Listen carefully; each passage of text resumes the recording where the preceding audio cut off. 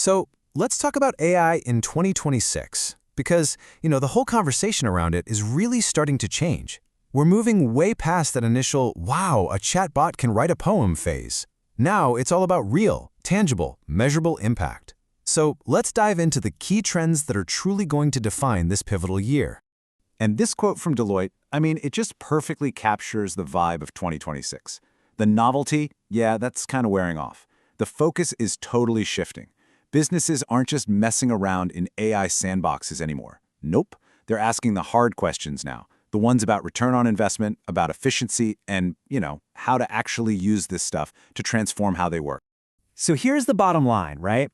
2026 is the year of pragmatic AI. It's about taking this absolutely incredible technology and applying it with surgical precision to solve real business problems. The age of endless pilot projects, that's over. The era of production-ready, value-driven AI, it's here. Okay, so to make sense of everything, we've bundled the top 10 trends into a few key themes. We're going to start with the big picture, then we'll get into how AI's brain is getting an upgrade. After that, we'll see how it's showing up in the real world, cover some of the growing pains that come with that, and finally talk about what this all means for you and your job. All right, first up, AI's pragmatic revolution. This is all about that huge shift from just hype to actual ROI. And wow, this chart just puts the urgency into perspective. Look at this. The telephone, it took 50 years to get to 50 million users. The internet took 7 years. But a big generative AI tool, it did it in 2 months. That is just mind-bending speed, and it's forcing businesses to adapt faster than they've ever had to, basically crushing the timeline between let's try this out and we absolutely need this to survive. Okay, so it's not just about how fast we're adopting it. The AI brain itself is getting a massive upgrade. Think of it less like a tool you command and more like a proactive collaborator that's working with you. So, trend number 1 is this massive upgrade, agentic and autonomous AI. Okay, think about the difference. A chatbot, it just sits there waiting for you to type something. It's reactive. But an AI agent, it's proactive. You can give it a big, complex goal like, hey, figure out how to cut our Q3 fuel costs by 15%, and it goes to work. It can think, it can plan, it can pull the data, and actually execute the changes. We're talking about a move from a clever little tool to a full-on autonomous digital coworker. So how do these agents actually get stuff done? Well, it's not just one AI, it's a team. Think of it like this. You've got a planner agent, which is basically the project manager. It takes your big goal and chops it up into smaller steps. Then you have the worker agents. These are your specialists. One might be a coder, another a data analyst. They do the actual grunt work. And then, and this is key, you have the critic agent. That's your quality control. It checks everyone's work and flags problems. This whole multi-agent system is what makes it possible to automate really complex stuff, reliably. Right, the next upgrade is pretty cool.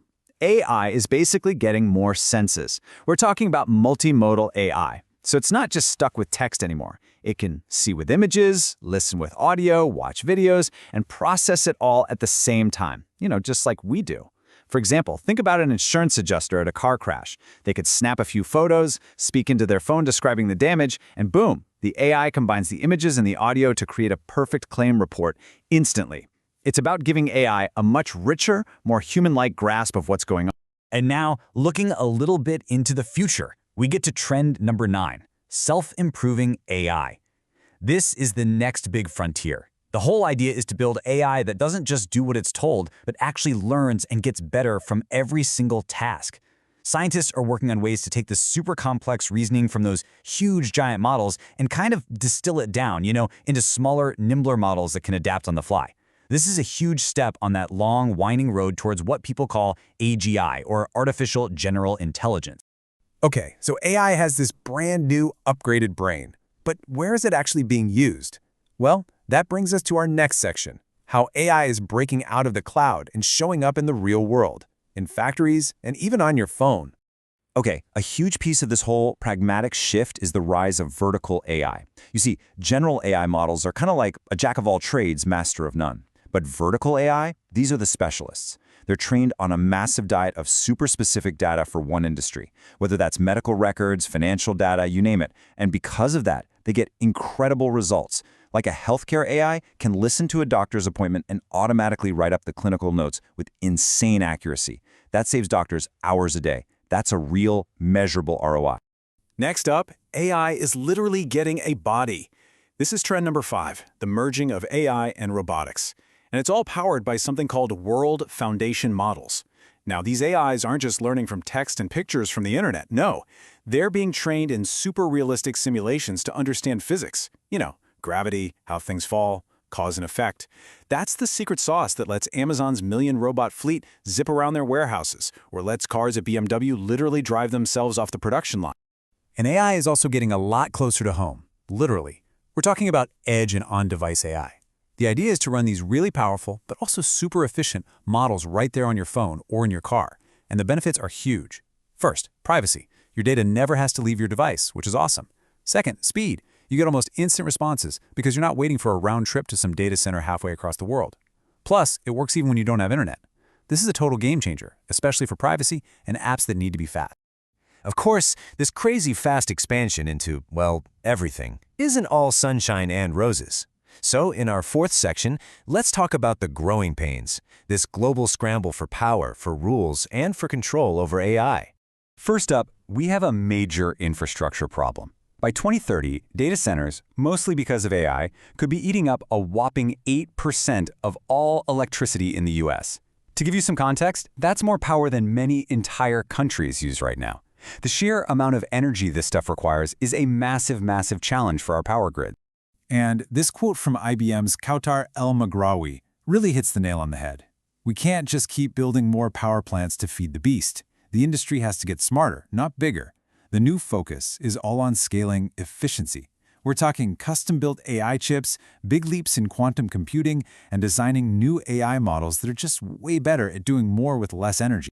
Naturally, with all this power flying around, we desperately need some rules. And in 2026, the regulators are finally catching up.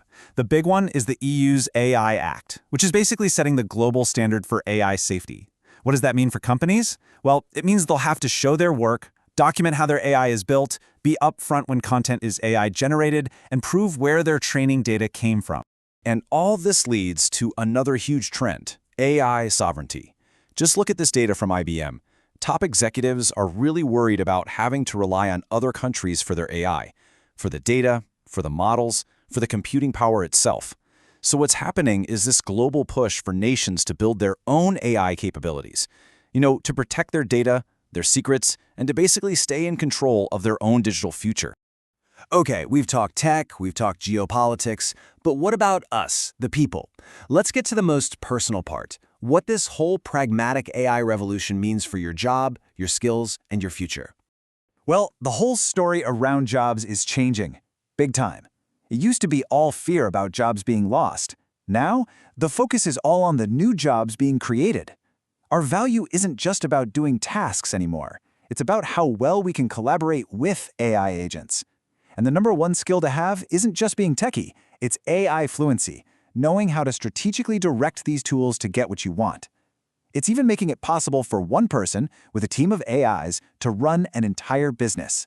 Hey, these aren't some far-off theoretical jobs. People are getting hired for these roles right now, roles that didn't even exist a couple of years ago.